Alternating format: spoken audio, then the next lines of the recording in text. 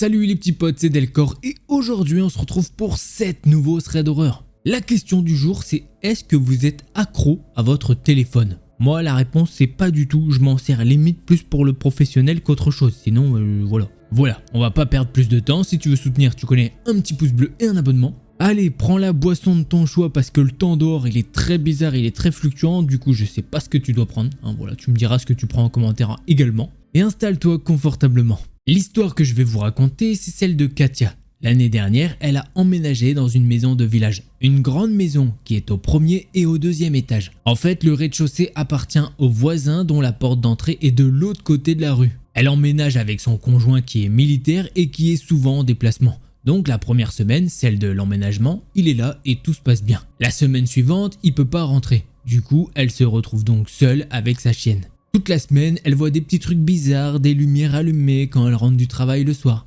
des portes ouvertes alors qu'elle pensait les avoir fermées, des petits objets qu'elle pensait avoir laissés sur la table par exemple et qui se retrouvent sur un meuble à côté. Bref, que des petits éléments comme ça, rien de grave, et étant dans une nouvelle maison, évidemment, elle rationalise et elle se dit que c'est elle qui n'a pas fait attention. Bref, ça l'inquiète pas plus que ça. La semaine passe, le mardi suivant, son compagnon rentre à la maison, seulement pour la soirée. Katia travaille dans la restauration, donc quand il rentre, elle est déjà au travail. Fin de service, elle regarde son téléphone et là, elle voit 7 appels manqués et un message qui lui dit « Rappelle-moi dès que tu peux ». Elle commence à paniquer et elle se dit que sa chienne a eu un souci évidemment. C'est vraiment la première pensée qu'elle a à ce moment-là. Alors elle appelle son copain et il lui explique que c'est rien de grave, qu'il s'est passé un truc très bizarre à la maison et que du coup, il a dû défoncer la porte de la chambre.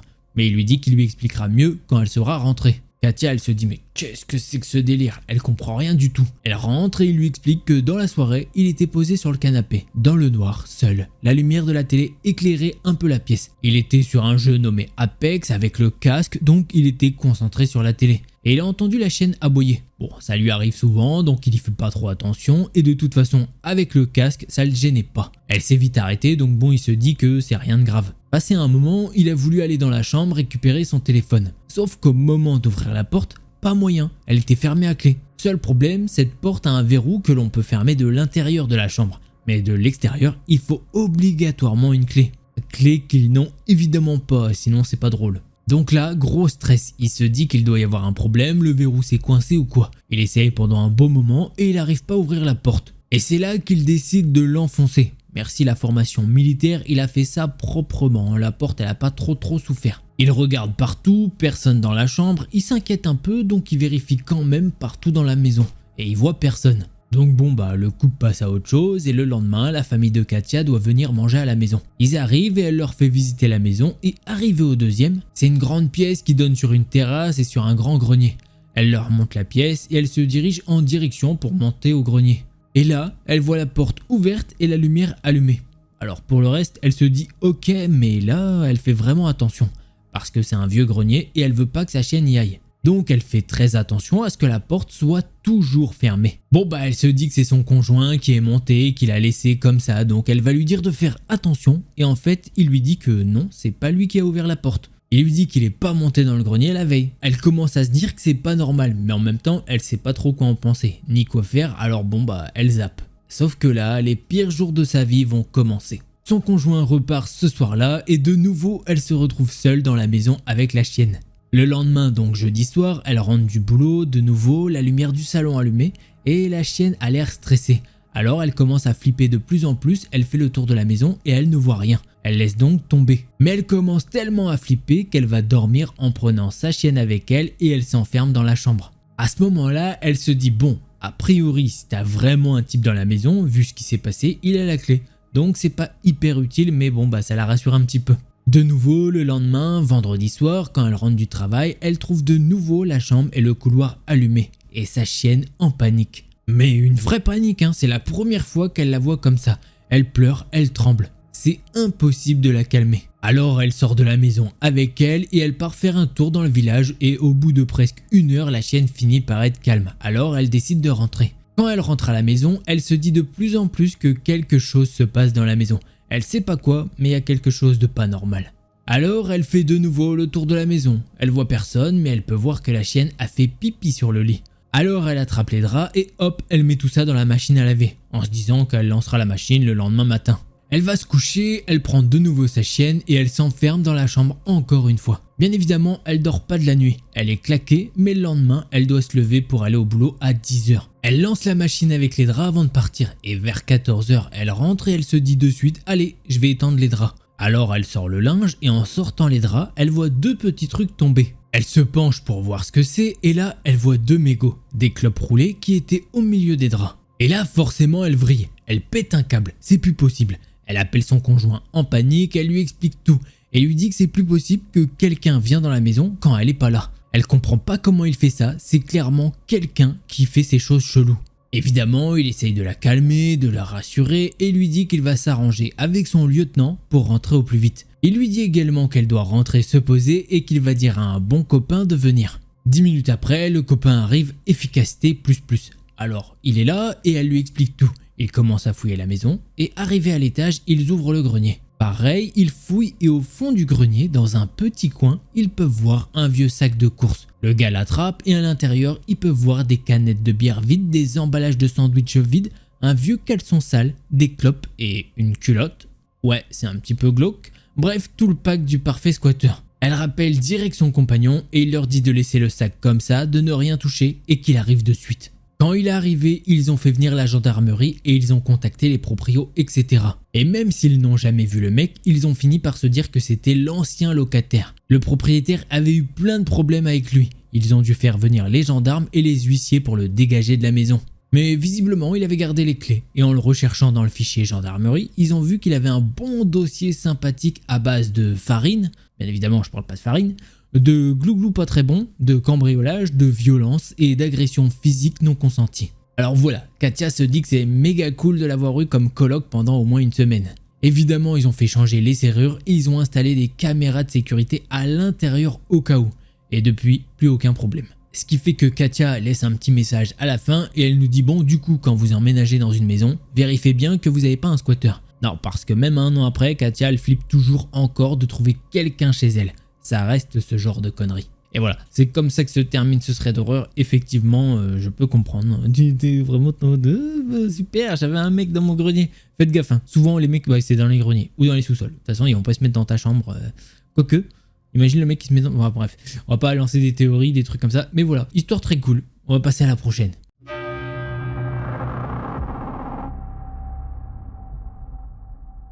L'histoire que je vais te raconter, c'est celle de Reina et au moment de cette histoire, elle vit dans le sud de la France. À l'époque, Reina avait 14 ans et maintenant on sait pas quel âge elle a, ça n'a pas été spécifié. Et elle passe le week-end chez le garçon avec qui elle sort. La grande sœur de son copain vit en face de chez ses parents et ils ont mangé chez elle. Elle lui a fait visiter sa maison qui d'ailleurs est une très vieille maison. Quand ils sont allés au sous-sol, la sœur de son copain lui a montré des pierres tombales datant de la guerre et lui a expliqué qu'elles ne pouvaient pas être enlevées. Et ces pierres n'avaient vraiment pas l'air fausses, ni au toucher, ni à la vue. Elles étaient très vieilles et cassées en deux pour certaines. Après ça, ils ont parlé un peu d'événements paranormaux et sa sœur et sa mère lui ont raconté qu'elles sentaient des présences. Reina n'y croit pas spécialement, même si elle a toujours cru aux esprits, mais elle reste sceptique, surtout avec tous les faux témoignages que font les gens malheureusement. Le soir venu, ils sont allés se coucher, son ex-petite amie dort dans le grenier, son petit frère et ses parents dorment en bas. À un moment, dans la nuit, elle s'est réveillée et a vu un petit garçon blond, adorable, debout juste à côté d'elle et il la fixait. Elle s'est recouverte parce qu'elle n'était pas très habillée et elle s'est retournée pour réveiller son copain à ce moment-là, pour lui dire que son frère était là et qu'il avait un comportement étrange. Cela a peut-être duré moins de 10 secondes et quand ils se sont retournés pour le voir, il n'y avait plus personne. Et le rideau qui faisait guise de porte n'avait même pas bougé, comme ça aurait dû être le cas après le passage de quelqu'un. Et ils n'ont pas entendu le plancher du grenier grincer quand il est parti. Le lendemain, ils ont interrogé son petit frère qui leur a affirmé n'avoir pas bougé. Depuis ce jour, Reina s'est toujours demandé si ce n'était pas un enfant tué à l'époque de la guerre qui est venu lui rendre visite. Elle n'a pas pu vérifier les dates sur les tombes tellement elles étaient abîmées, mais si c'est le cas, elle trouve cela vraiment triste. D'ailleurs, je ne l'ai pas précisé, mais je crois que c'est l'histoire d'une abonnée. Je suis plus sûr, désolé pour le coup. Je crois que c'est pas mentionné, d'habitude je le mentionne en haut de mon thread, sur mon OpenOffice ou quoi. Et là, c'est pas du tout mentionné, mais je crois quand même que c'est une histoire abonnée. Donc voilà, un grand merci à toi de nous avoir partagé tout ça. Allez, on passe au prochain thread d'horreur.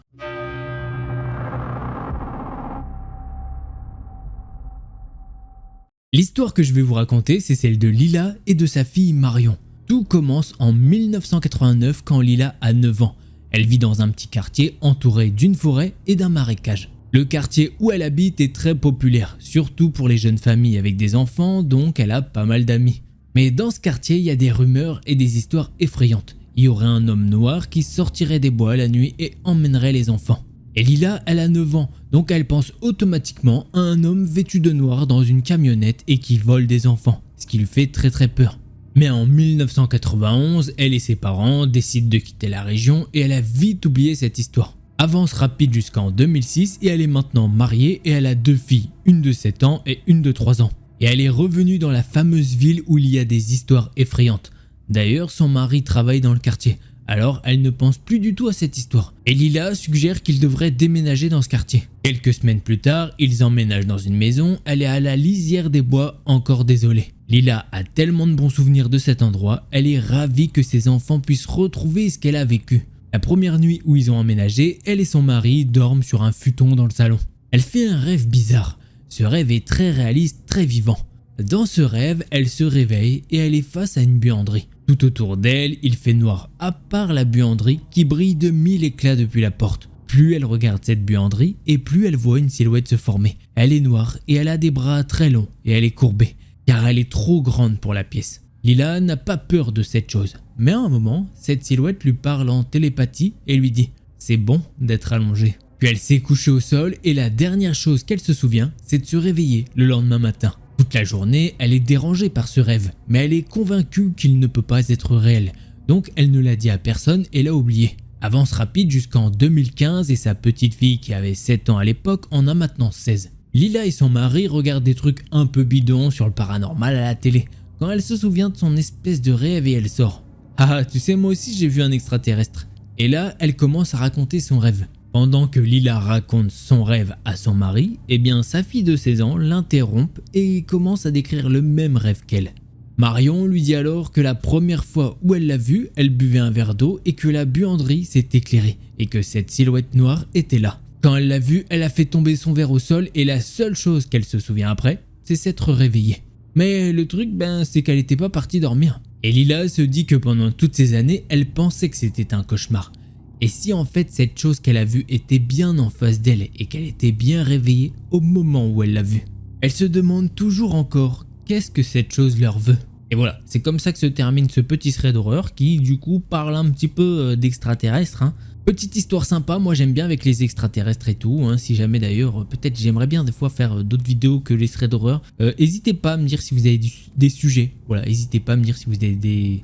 Je sais plus parler en plus d'ailleurs, donc voilà, faut peut-être se mettre à faire d'autres sujets, clairement. Si t'as des sujets de storytelling ou quoi, si par exemple tu veux plus du paranormal des années, je sais pas combien, est-ce que tu veux des enlèvements d'extraterrestres, n'hésite pas, tu me dis, je te garantis pas la chose parce que c'est beaucoup plus de boulot ou quoi, et pour peut-être pas de réussite, donc à voir.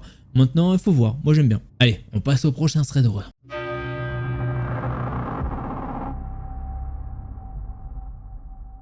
L'histoire que je vais vous raconter, c'est celle d'Estelle. Elle vient de commencer un nouveau travail et ça fait quelques semaines qu'elle travaille en tant que barman dans un bar local. C'est un vieux pub confortable, vous savez, vous prenez de la moquette avec ce vieux parfum de pub et des petits bibelots irlandais un petit peu partout et il y a beaucoup de monde qui viendront. Il y a une clientèle plus âgée qui vient au bar et tout se passe bien. Estelle contrôle aussi pendant son service la musique et il y a toujours une ambiance super agréable et conviviale. Il y a des discussions animées mais certaines rumeurs lui donnent la chair de poule. Bref, passons et quand elle finit son service, elle éteint toutes les lumières du café qui sont en plein air et dans les toilettes également. Ensuite, elle éteint les lumières du bar et la pièce où sont les tables avant de sortir du bâtiment. Avant d'éteindre les lumières du bar, elle lave les tables et les verres et les essuie. Estelle a déjà éteint la musique et le silence n'est pas très naturel après 8 bonnes heures de morceaux des années 70-80 qui jouent constamment. Elle rassemble les verres et les produits de nettoyage et va vers le bar principal. Il n'y a pas de lumière quand elle descend les 2 marches quand d'un coup elle entend quelqu'un derrière elle. Et clairement, elle sent que cette personne se racle la gorge. Immédiatement, elle se fiche sur place. Elle sait que normalement elle est toute seule dans le bar, ça fait 15 minutes qu'il est fermé. Et elle sait clairement que normalement il n'y a personne car après avoir fermé le bar, elle a vérifié les toilettes et la salle et il n'y avait personne. En plus de ça, il a plu toute la soirée donc il n'y avait personne également en terrasse. Est-ce que quelqu'un se serait caché dans le bar après la fermeture? Estelle sait qu'elle doit regarder derrière elle pour savoir, car elle a vraiment l'impression que son cœur allait tomber dans ses fesses. Elle a la chair de poule et ses nerfs sont à vif, et elle se doute de l'identité de cette personne. Elle sait que ses intentions sont mauvaises. Elle pose ce qu'elle a dans les mains et se tourne lentement vers la salle. Là, dans le noir, sur une chaise se trouve une dame qui n'a absolument pas l'air d'être une cliente de la soirée. Même dans l'obscurité et dans l'ombre de la pièce, elle peut distinguer que cette femme est maigre et décharnée. Ses yeux brillent avec tout ce qu'elle peut ressentir en haine. Estelle peut sentir la colère qu'elle lui fait ressentir, elle est totalement terrifiée. Elle commence à trembler de peur et elle est sur le point de tomber. Elle essaye alors de se retenir à ce qu'elle peut.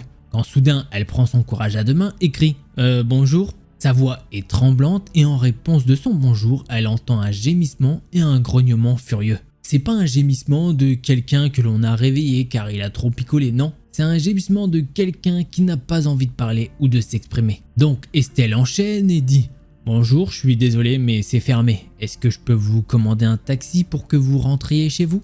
Bon, c'est une phrase assez stupide de sa part, elle le sait mais elle ne sait pas comment répondre autrement à ça. Puis là, Estelle, elle commence à douter d'elle. Elle se dit, est-ce que cette personne, elle était là tout à l'heure et je sais pas, je l'ai pas vue tout simplement? Ou est-ce que cette personne, elle était carrément évanouie dans un coin par hasard? Mais au fond d'elle, en fait, elle sait qui est cette dame. Cette dame, c'est Madame Taylor. Madame Taylor, c'était la propriétaire du pub il y a très longtemps. C'était il y a une 50aine d'années et c'était une femme très dure. Si elle ne vous aimait pas ou qu'elle ne vous faisait pas confiance, elle ne voulait pas de vous à proximité de cet endroit. De plus, elle détestait les autres femmes avec une passion brûlante et elle ne permettait à aucune femme d'entrer dans le bar sans chaperon masculin. Alors quand elle a vu Estelle, ça n'a pas dû lui plaire. Imaginez-la, une célibataire qui adore boire et qui aime la musique hard rock. Elle pense que Madame Taylor n'a pas du tout aimé qu'elle travaille ici. D'ailleurs, il y a plusieurs histoires selon lesquelles l'endroit est hanté. Et d'anciennes barmaids étaient aussi effrayées par des mouvements fantomatiques. Mais Estelle n'y croyait pas, jusqu'à aujourd'hui. Bien sûr, Madame Taylor ne répond pas à la question concernant le taxi, mais elle pose une main osseuse sur le bras du fauteuil et se relève, d'une manière rapide et jeune. Puis elle se dirige vers Estelle. Elle pousse un cri aigu et le plus intense qu'elle n'a jamais entendu. C'est comme le son d'une banshee. D'un coup, elle disparaît et il n'en faut pas plus à Estelle pour courir vers la porte principale et de tout abandonner. Elle a même laissé son sac sur le comptoir et court le plus vite possible pour sauver sa vie. Heureusement que le bar se ferme automatiquement. Malheureusement, Estelle ne sait pas pourquoi cette femme lui a apparu. Ce n'est que des suppositions. Et elle ne sait pas comment elle va faire pour retourner travailler là-bas. Voilà, c'est comme ça que se termine ce petit thread d'horreur, que ma foi plutôt sympathique, avec une petite apparition d'une femme qui ne veut pas que justement l'autre femme travaille ici. Ouais, mais voilà, tu me dis ce que t'en penses. Allez, on passe au prochain thread d'horreur.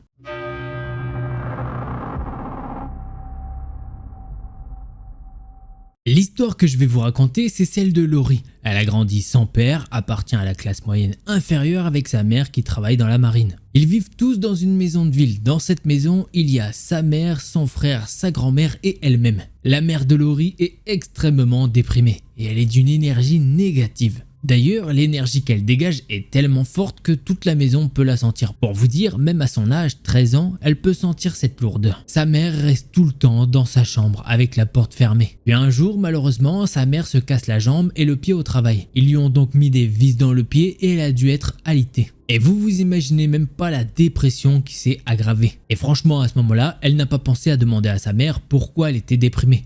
Faut dire qu'elle n'a que 13 ans. Donc sa mère est complètement alitée et sa grand-mère et elle commencent à vivre des situations étranges. Par exemple, la nuit, Laurie et sa grand-mère entendent comme si quelqu'un s'introduisait par effraction dans leur maison. Et quand une des deux descend pour voir, eh bien il n'y a personne. D'ailleurs, il faut traverser un long couloir avant de pouvoir entrer dans la chambre de sa mère. Et cela commence à devenir très étrange et elle a juste ce mauvais sentiment de ne pas pouvoir aller dans la chambre de sa mère. Même sa grand-mère ne veut pas y aller. Pour vous dire, même le copain de sa mère ne veut pas entrer dans sa chambre tellement il se sent mal à l'aise là-dedans. Il leur expliquait qu'il sent une lourdeur dans sa poitrine et qu'il souffre de paralysie du sommeil à chaque fois qu'il rentre dans sa chambre. Et il peut même sentir pendant qu'il dort que quelqu'un essaye de l'étouffer. Les oncles de Laurie viennent de temps en temps lui rendre visite et eux aussi disent la même chose et leurs femmes ont le même sentiment. À ce stade-là, ça devient très préoccupant.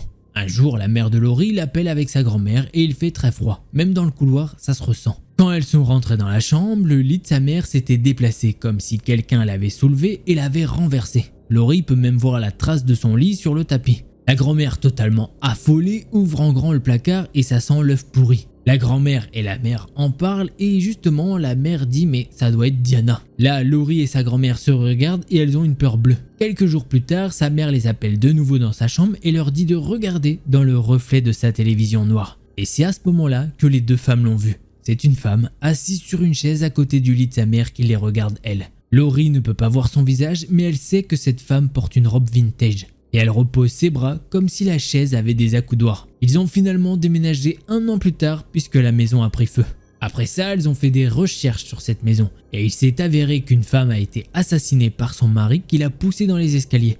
Et cette femme s'appelait Diana. Laurie ne sait pas comment sa mère a connu son nom et elle ne lui a jamais demandé. Mais cela la terrifie. Et voilà, c'est comme ça que se termine ce petit thread d'horreur qui, ma foi, c'est quelque chose qu'on voit des fois, la petite, l'entité qui noircit toute la pièce, toute une personne. C'est vraiment quelque chose de fou que tu ne crois pas forcément, toi peut-être là. Mais je pense qu'il faut le vivre pour le croire, donc voilà. Allez, on passe au prochain thread d'horreur.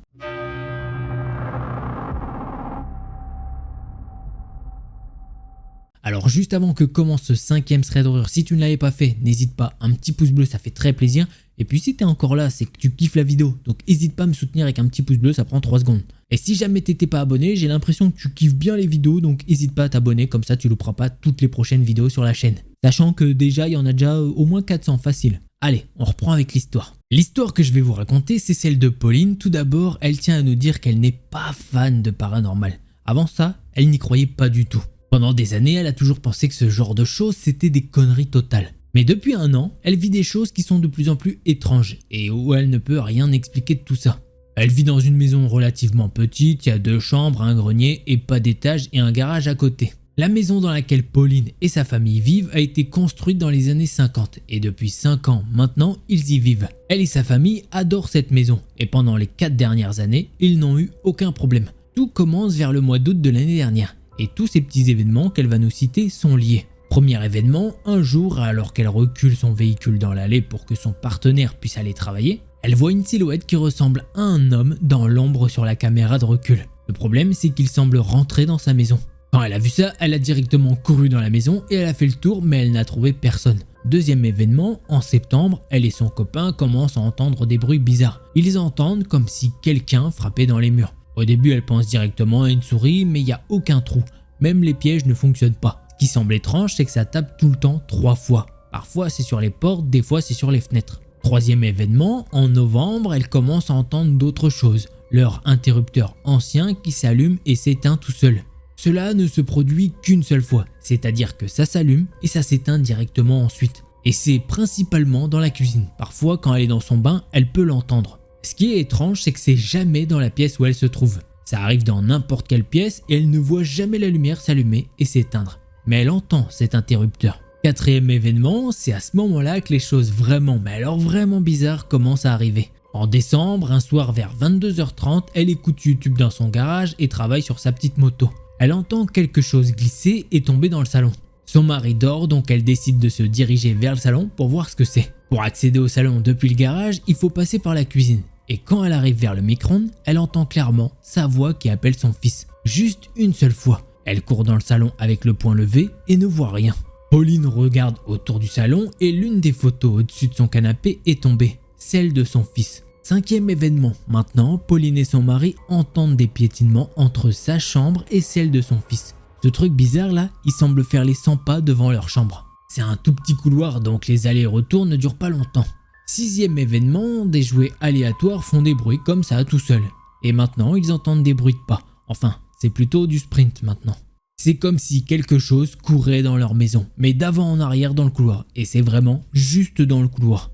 Tout ça s'est arrêté en février jusqu'à aujourd'hui 8 mai où elle recommence à entendre des coups étranges. Et maintenant, elle et son mari se sentent observés. Ses poils sur les bras se dressent tout seuls sans raison. Et maintenant, fait étrange, son fils commence à parler à un ami imaginaire. Voilà, Pauline ne sait pas quoi faire, mais les événements deviennent de plus en plus préoccupants. Est-ce qu'ils doivent déménager? Elle n'en sait rien. Bah elle en sait rien effectivement, mais ça commence à se préciser. On dirait comme s'il y avait l'énergie d'un petit garçon, je sais pas, qui voudrait jouer avec son enfant à elle justement. Et est-ce que c'est l'énergie d'un enfant ou c'est une créature qui se fait passer pour un enfant? Parce que les créatures cheloues, entités, aiment bien se faire passer pour ce qu'ils devraient pas. Donc voilà, histoire très cool, on passe à la prochaine.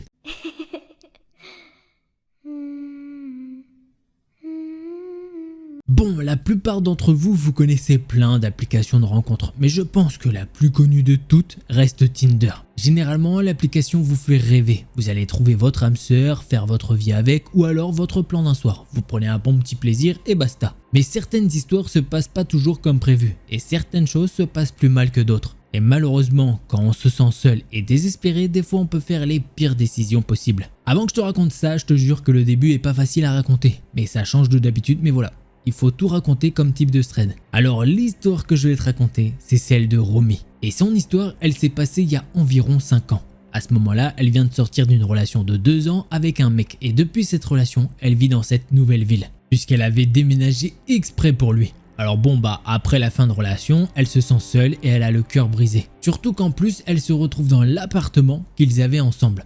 Du coup, elle a téléchargé Tinder pour discuter avec des hommes afin de faire face à la rupture. Là, elle a matché avec un type. Le gars a environ 4 ans de plus qu'elle. À Skip, il est extrêmement beau et charmant. Il est très en forme et il a un corps incroyable. Après avoir discuté pendant quelques jours, il a demandé à la rencontrer. Et c'est ce qu'ils ont fait. Il est venu chez elle et direct, elle est attirée par lui. C'est un bad boy, le genre de personne pour qui elle craque habituellement. Mais il est aussi très gentil dans la façon dont il lui parle. Il n'arrête pas de la complimenter et de faire des choses gentilles pour elle. Après quelques jours de rencontre, ils ont fini par faire l'amour et selon elle, c'était son plus gros kiff qu'elle a jamais eu. Elle nous précise qu'elle a ressenti cette chimie intense entre eux. Ils ont donc commencé à sortir et à faire beaucoup l'amour. À l'époque, notre chère Romy fume beaucoup d'herbe. Elle sait que lui aussi en consomme ainsi que des choses bien plus fortes. Bon, elle s'en soucie pas vraiment et lui demande toujours de sortir avec lui presque tous les jours. Il la supplie de venir parce qu'elle lui manque soi-disant. Quand elle lui dit qu'elle est trop fatiguée, il la soudoie avec des choses. Il lui dit qu'il va lui faire des massages, lui donner un petit peu de salade, un dîner, des choses romantiques. Il lui dit qu'il va lui faire vivre sa meilleure nuit. Bref. Il y a un truc avec ce gars qu'on va appeler Josh, il aime pas du tout quand Romy lui dit non. Parfois il se met en colère, il lui envoie un tas de messages la suppliant simplement de venir. Après chaque fois qu'elle va chez lui, il la comble d'amour avec des messages. Il est tellement romantique. Il lui dit qu'elle le fait se sentir tellement bien qu'il y a quelque chose de spécial chez elle et qu'il aime être avec elle. Il lui fait souvent des compliments, puis il se met en colère quand elle dit qu'elle n'a pas le temps de venir chez lui. À un moment donné, elle est chez lui et elle reçoit un appel téléphonique de quelqu'un. Après avoir raccroché, il lui dit qu'elle doit monter et se cacher parce que sa petite maman chérie arrive. Il ne veut pas qu'elle voie Romy parce que soi-disant sa mère est folle. Il lui raconte des histoires de trucs de fou qu'elle a apparemment fait. Elle le croit, il est très convaincant apparemment, et ça se produit 2 fois. Bon maintenant, elle sait qu'elle aurait dû voir les drapeaux rouges. Elle l'a probablement fait dans une certaine mesure à l'époque, mais elle était naïve. Elle continue à passer beaucoup de temps avec lui, même si elle sait qu'il consomme beaucoup de bonbons magiques qui donnent la méga patate qui ressemble à de la farine. Un jour, elle est chez lui et ils font l'amour. Elle a beaucoup fumé, il prend de la farine et probablement d'autres choses. Il veut à nouveau faire l'amour, mais il est frustré de ne pas pouvoir le faire. Il s'énerve et il lui reproche en quelque sorte de ne pas être assez ferme sur la poignée. Il lui crie en quelque sorte de serrer plus fort et il devient de plus en plus frustré. Elle se sent mal à l'aise et veut partir, mais il veut qu'elle reste. Il essaye de continuer, mais ça ne fonctionne pas du tout. Elle est extrêmement mal à l'aise et se sent gênée. Au bout d'un moment, elle lui dit qu'elle veut partir. Il lui dit alors de rendre l'herbe qu'il lui a donnée, comme il le pense, c'était son paiement pour qu'elle soit avec lui. Honnêtement, elle se sent tellement énervée qu'elle attrape juste ses affaires et sort par la porte. Il la suit et au début, il marche calmement environ 30 mètres derrière elle. Il la supplie de rester avec lui. Il lui demande où elle va et elle continue à marcher et à dire non. Il court alors vers elle. Elle prend son téléphone pour appeler un de ses amis car elle peut entendre qu'il devient agressif. Elle se retourne et le voit littéralement ouvrir sa chemise et marcher comme un goré vers elle. Il lui arrache son téléphone des mains, puis lui donne un coup de pied si fort dans le ventre qu'elle tombe dans un fossé. Il brise ensuite son téléphone par terre et lui dit « C'est bon, t'as fini ?» Elle pense qu'il va la battre, mais ensuite on aurait dit qu'il essayait de se contenir pendant une seconde. Il s'est retourné simplement et il est parti. Elle est mortifiée par ce qu'il a fait. Elle s'enfuit alors en tremblant. Elle ne se souvient même pas comment elle est rentrée à la maison. Mais d'une manière ou d'une autre, elle y est parvenue. Elle emprunte un téléphone à quelqu'un et elle appelle son ami. Il vient et il peut constater qu'elle a des bleus sur le ventre et les jambes. Avec le téléphone de son ami, elle appelle également la police et elle leur dit qu'elle veut porter plainte. Quelques jours plus tard, son petit ami lui a envoyé un message disant qu'elle a essayé de le voler, qu'elle a profité de lui juste pour s'acheter de l'herbe. Quelques heures plus tard, il lui envoie un texto pour s'excuser. Quelques heures plus tard encore, il lui envoie un texto pour lui demander ce qu'elle est en train de faire. Encore une semaine plus tard, il découvre qu'elle l'a dénoncé à la police et il est furieux. Il lui dit qu'il ne peut pas croire qu'elle l'ait dénoncé. Après ça, il lui dit qu'il lui donnera 2 nouveaux téléphones et tout ce qu'elle veut si jamais elle retire sa plainte. Il lui dit qu'après ça, il ne la recontractera plus jamais. Il lui dit non mais t'inquiète pas, je veux juste pas d'ennui s'il te plaît, allez, j'ai pas envie de te perdre ma petite chérie adorée. Elle ne répond pas du tout et après ça, il se met à envoyer un autre message en remixant toute l'histoire de ce qui s'est passé cette nuit-là. Il arrête pas de la harceler pendant des semaines avec des messages. Certains jours, il la supplie de se remettre ensemble ou être au minimum amis. Il la soudoie et lui dit qu'il va lui donner plein de cadeaux et tout. Et d'autres jours, il l'accuse d'avoir fait des choses. Il l'insulte et bref, il lui dit qu'il a un excellent avocat. Et il lui dit qu'il va la dénoncer à la police parce qu'elle prend des substances. Bref, le gars fait le sgeg total et il fait le plus malin. Il fait le beau gosse en disant qu'au tribunal, c'est lui qui va gagner. Bon, après ça devient un petit peu le chaos. Après quelques mois, il y a eu un procès.